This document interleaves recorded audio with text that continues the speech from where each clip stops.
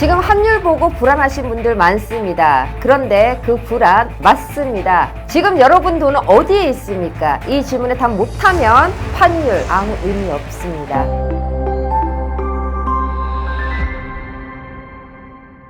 안녕하세요, 김효지입니다. 많은 사람들이 환율을 숫자로만 봅니다. 1,400원, 1,500원. 환율은 단순히 통화의 교환 비율이 아닙니다. 환율은 돈이 어디서 빠져나오고 어디로 몰려가고 있는지를 보여주는 자본의 지표입니다. 그래서 환율을 숫자로만 보면 늘 늦습니다. 구조로 봐야 합니다. 왜냐하면 부동산도 주식도 채권도 코인도 결국은 다 돈이 움직인 결과이기 때문입니다. 대부분의 사람들은 결과를 봅니다. 집값 오르냐 떨어지냐, 금리 내리냐 안 내리냐. 그런데 그 전에 항상 먼저 움직이는 것이 있습니다. 바로 자본입니다. 돈이 먼저 움직이고 시장은 그 다음에 따라 움직입니다. 그래서 시장을 읽으려면 가격을 보기 전에 자본의 흐름을 봐야 하고, 자본의 흐름을 읽으면서 가장 먼저 환율을 봐야 합니다. 한국에 계신 분들에게 지금 원화가 약해진다는 것은 내 자산의 기준이 떨어지고 있다는 뜻입니다. 같은 1억인데 달러 기준으로는 계속 줄어들고 있는 것입니다. 그래서 한국에 계신 분들에게 환율은 생활의 문제이기도 하지만 동시에 자산의 문제입니다. 더 깊게 보면 내 돈이 지금 어디에 묶여 있는가, 이 문제입니다. 반대로 미국에 계신 분들에게 지금 달러가 강하다는 것은 글로벌 자본이 안정과 수익, 유동성을 찾아서 미국으로 몰리고 있다는 뜻입니다. 따라서 한국에 계신 분들에게는 내 돈이 빠져나가는 구조가 더 크게 보이고, 미국에 계신 분들에게는 돈이 들어오는 구조가 더 크게 보입니다. 같은 환율을 보고도 전혀 다른 위치에 서 있는 것입니다. 근데 여기서 많은 사람들이 착각합니다. 달러가 강하니까 미국 좋다, 원화 약하니까 한국 힘들다. 그런데 진짜 중요한 건 미국으로 들어온 돈이 어디로 가느냐입니다. 돈은 먼저 금융시장으로 들어갑니다. 먼저 주식으로 가고, 그 다음 채권으로 가고, 그 다음 크레딧 시장으로 가고, 사모대출이나 구조화 금융으로 흘러갑니다. 그리고 그 과정에서 수익이 축적되고 자산 가격이 재평가되고 담보 여력이 만들어지고 금융기관이 다시 레버리지를 붙일 수 있는 환경이 생겼을 때 그 다음에 부동산으로 넘어갑니다. 그래서 부동산은 늘 늦게 반응합니다. 그렇기 때문에 한번 불이 붙으면 오래 갑니다. 이미 그 전에 돈이 쌓여 있었기 때문입니다. 예를 들어 신용시장을 보겠습니다. 사모대출 시장이 흔들립니다. 대부분은 이걸 그냥 문제로만 봅니다. 그러나 그 안에 묶여있던 돈이 재배치된다는 신호로 해석해야 합니다. 어떤 자금은 손실을 보고 빠져나오고, 어떤 자금은 더 안전한 곳으로 이동하고, 어떤 자금은 반대로 위기 이후에 할인 자산을 노리며 들어갈 준비를 합니다. 이것이 바로 다음 사이클의 서막입니다. 시장 전체가 무너지는 것처럼 보일 때가 사실은 돈이 다음 목적지를 찾고 있다는 증거일 수 있습니다. 그래서 진짜 투자자는 공포 그 자체를 보는 것이 아니라 공포 속에서 돈이 어느 방향으로 움직이는지를 보는 것입니다. 여기서 환율은 훨씬 더 중요해집니다. 왜냐하면 자본 재배치는 국경을 넘어서 일어나기 때문입니다. 한국 돈이 한국 안에서만 머무는 것이 아니고, 중국 돈이 중국 안에서만 머무는 것도 아니고, 중동 자금이 중동 안에서만 머무는 것도 아닙니다. 돈은 가장 유리한 구조를 찾아 움직입니다. 돈은 세금, 규제, 유동성, 정치 안정성, 통화 가치, 담보 인정 범위, 회수 가능성까지 다 보면서 움직입니다. 그래서 환율은 각 국가의 자본이 어느 방향으로 이동하는지를 보여주는 중요한 지표가 되는 것입니다. 특히 한국 자본은 환율에 매우 민감합니다. 원화가 약해진다는 것은 단순히 수입 물가가 오른다는 얘기만은 아닙니다. 그 안에는 훨씬 더 깊은 의미가 들어 있습니다. 원화 자산 만 들고 있는 것에 대한 불안, 국내 성장 둔화에 대한 우려, 자산 방어를 해외에서 찾으려는 욕구, 그리고 달러 자산에 대한 선호가 동시에 들어 있습니다. 원화 약세는 단순한 통화 문제가 아니라 자산 이동 욕구의 표현일 수 있습니다. 그래서 한국에서 미국 부동산, 미국 주식, 달러 자산에 대한 관심이 높아지는 현상을 유행으로만 보면 안 됩니다. 그건 생존 본능입니다. 사람들은 본능적으로 약해지는 통화 안에만 모든 것을 묶어두는 것을 불안해합니다. 그리고 그 불안이 커질수록 해외 자산에 대한 관심은 커집니다. 이게 한국에 계신 분들에게 아주 현실적인 문제입니다. 지금 한국에서 이런 질문 많이 하십니다. 환전 언제 해야 되냐? 달러 더 오르냐? 지금 미국 들어가면 너무 늦은 거냐? 그런데 이 질문 부족합니다. 더 깊게 가셔야 합니다. 지금 나는 내 자산을 어느 통화 위에 올려놓고 있냐? 그리고 그 통화가 앞으로 나를 지켜줄 수 있냐? 이 질문을 하셔야 합니다. 이건 원화 자산을 갖고 있다는 것이 나쁜 것이 아니라 원화에만 갇혀 있다는 것이 위험할 수 있다는 것입니다. 반대로 미국에 계신 분들은 또 다른 질문 하십니다. 미국이니까 무조건 괜찮지. 달러 자산이니까 괜찮지. 그런데 미국으로 돈이 들어온다는 것과 그 돈이 내가 가진 자산으로 들어온다는 것은 완전히 다른 이야기입니다. 달러 강세 속에서도 돈이 미국 국채에만 머무를 수 있고 달러 약세 속에서도 오히려 위험 자산 선호가 커지면서 미국 부동산 일부 섹터로 자금이 갈 수도 있습니다. 그래서 환율은 해석해야 하는 것입니다. 그 숫자 자체가 답이 아니라 그 숫자가 무엇을 말하고 있는지를 읽으셔야 하는 것입니다. 여기서 글로벌 자본의 이동을 봐야 합니다. 중국 자본은 규제와 자본 통제, 부동산 시장의 구조적인 문제, 정책 불확실성에 크게 반응하고 있습니다. 그래서 단순히 수익률만 보고 움직이지 않습니다. 안전한 피난처를 찾는 성격이 강합니다. 그 돈이 미국, 동남아, 일부 유럽 혹은 대체 자산으로 흘러가는 과정은 단순한 해외 투자가 아니라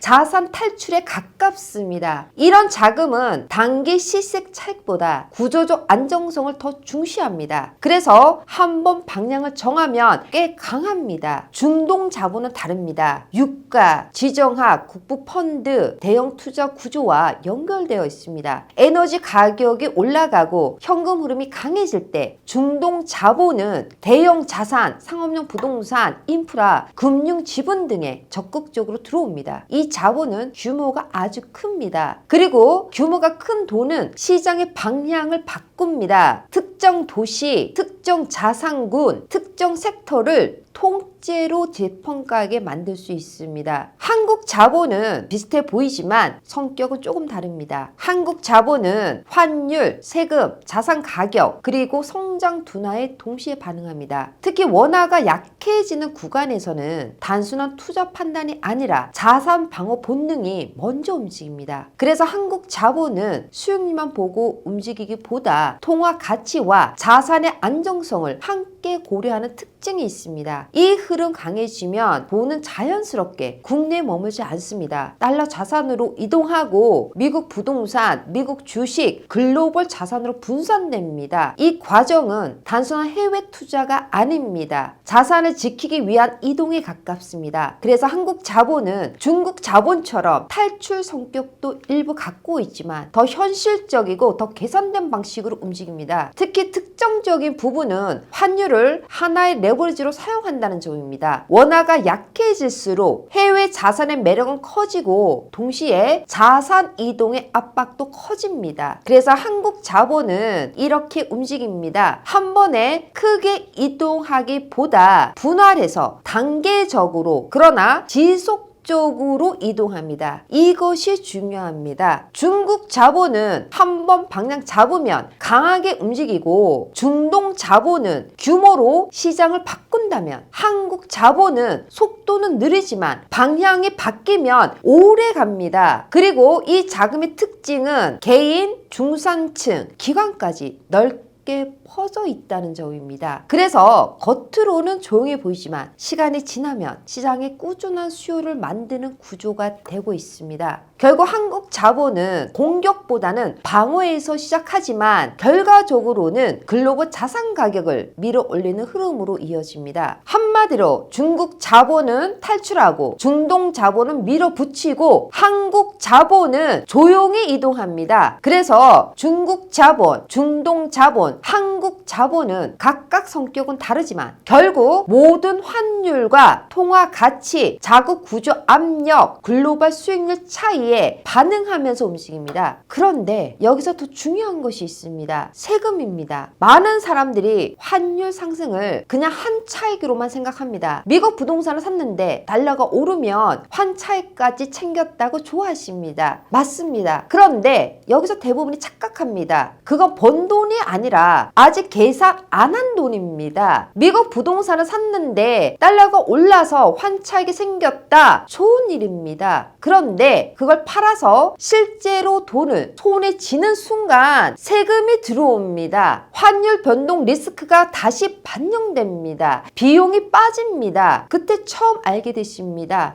내가 생각한 수익이 아니었네. 환차익, 보너스 아닙니다. 환차익은 착시일 수도 있습니다. 진짜 수익은 단 하나입니다. 세후 수익률입니다. 즉 얼마나 벌었느냐가 아니라 얼마 남았냐가 이것이 중요한 것입니다. 이것이 실제 수익률입니다. 부자들은 수익률만 계산하지 않습니다. 항상 세후 수익률을 보는 것입니다. 더 정확히는 세후, 환후, 비용 후, 출구 후 수익률을 보는 것입니다. 즉 얼마 벌었느냐가 아니라 최종적으로 얼마를 지킬 수 있느냐를 보는 것입니다. 이것이 정말 중요합니다. 같은 10% 수익이라도 어떤 구조에서는 실제로 남는 돈이 훨씬 적습니다. 특히 해외 자산은 더 그렇습니다. 미국에서 임대소득과 양도소득이 과세되고 한국에서 해외 자산 신고와 세금 이슈가 다시 겹치고 한 차익이 체감상 이익처럼 느껴져도 실제 세후 기준으로는 생각보다 많이 남지 않을 수 있습니다. 그래서 부자들은 환율을 레버리지로 봅니다. 그리고 세금을 출구 전략으로 봅니다. 이 말은 시장은 들어갈 때보다 나올 때 더 중요하다는 뜻입니다. 즉 들어갈 때 수익 구조를 설계하는 사람보다 나올 때 세금과 통화, 법적 구조까지 감안해서 설계하는 사람이 결국 더 큰 돈을 지킵니다. 그래서 투자에서는 무엇을 살 것인가 보다 어떻게 나올 것인가가 더 중요해집니다. 환율이 좋아서 들어갔는데 나올 때 세금이 다 먹어버리면 그건 좋은 투자 아닙니다. 반대로 환율이 불리해 보여도 세금 구조와 자산 구조를 잘 설계해서 장기적으로 더 큰 현금 흐름과 자본 이득을 만들 수 있다면 그것이 진짜 좋은 투자입니다. 이제 여기서 중요하게 살펴야 할 것이 있습니다. 코인입니다. 달러가 약해지고 유동성이 풀리면 가장 먼저 불이 붙는 자산 중 하나가 코인입니다. 코인은 금리, 달러, 유동성, 리스크에 굉장히 민감합니다. 그래서 달러 약세와 유동성 확대 구간에서 코인이 강해지는 것은 이상한 일 아닙니다. 문제는 그 다음입니다. 사람들은 보통 코인의 상승까지만 봅니다. 그러나 진짜 중요한 것은 코인에서 번 돈이 어디로 가느냐입니다. 여기서 많은 사람들이 놓치는 게 하나 있습니다. 코인은 끝이 아닙니다. 유동성이 먼저 코인으로 몰리고 거기서 자본이 커지고 그 자본이 현실 자산으로 이동하는 연결고리가 만들어지면 코인은 부동산의 전 단계의 유동성 저장소가 될 수 있습니다. 이것이 굉장히 중요합니다. 왜냐하면 앞으로 시장은 단순히 월급 모아서 집 사고 자산 팔아서 계약하는 구조만으로 설명되지 않을 수 있기 때문입니다. 주식 담보, 코인 담보, 기업 지분 담보, 다양한 자산 기반의 신용 구조가 부동산 시장과 연결될 수 있습니다. 특히 최근에는 디지털 자산을 담보로 하여 현실 금융에 접근하는 구조가 점점 현실화되고 있습니다. 예전에는 현금으로 집을 사야 했다면 앞으로는 코인을 팔지 않고 담보로 활용해 부동산을 취득하는 구조가 확장될 가능성이 있습니다. 이건 굉장히 큰 변화입니다. 왜냐하면 현금화 후 매수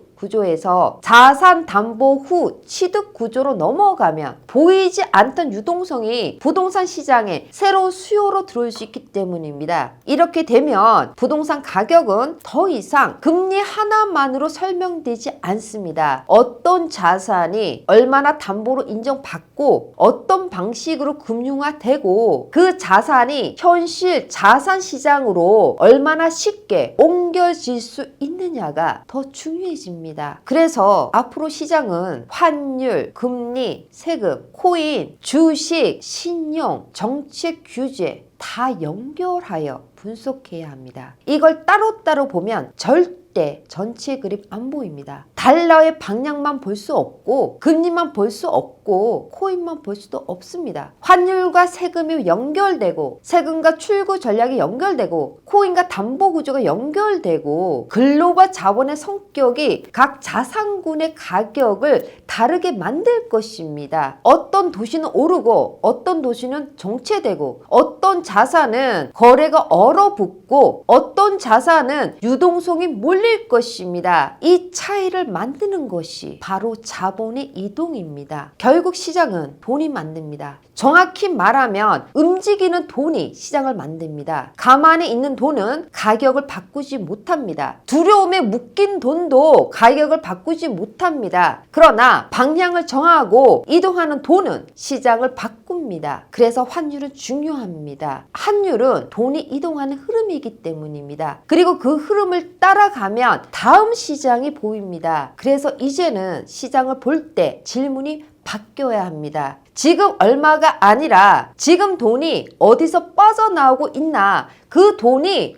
어디로 흐르고 있나, 어떤 세금 구조가 그 돈을 밀어내거나 끌어들이고 있나, 어떤 통화가 불안을 만들고 어떤 통화가 피난처가 되고 있나, 어떤 자산이 담보로 인정되면서 다음 시장에 매수 여력을 만들고 있나, 이 질문을 던질 수 있어야 진짜 다음 시장을 읽을 수 있습니다. 그리고 여기서 정말 중요한 한 가지를 말씀드리고 싶습니다. 지금 이 이야기가 한국 이야기 같기도 하고 미국 이야기 같기도 하고 너무 거시적인 이야기 같기도 할 겁니다. 그런데 사실은 이건 결국 내 돈 이야기입니다. 내 자산이 어느 통화 위에 놓여 있는가, 내 자산이 어떤 흐름 위에 올라타 있는가, 내가 지금 돈이 빠져나가는 쪽에 서 있는가 아니면 돈이 들어오는 쪽에 서 있는가의 이야기입니다. 그래서 환율은 남의 이야기가 아닙니다. 환율은 곧 나의 이야기입니다. 오늘도 많은 사람들이 환율을 보고 있습니다. 그런데 숫자를 보는 사람은 늘 늦습니다. 방향을 보는 사람만 먼저 움직입니다. 여기서 질문 드리겠습니다. 지금 여러분은 환율을 숫자로 보고 계십니까? 아니면 돈이 어디로 이동하는지를 보고 계십니까? 이 차이가 다음 사이클을 먼저 잡는 사람과 뒤늦게 따라가는 사람을 나눕니다. 오늘 내용이 도움되셨다면 좋아요, 구독, 알람 설정으로 흐름 같이 잡아가시고요. 앞으로 이 돈의 방향 계속 같이 읽어보겠습니다. 감사합니다. 미국 부동산 전문가 김효지 대표의 5번째 도서,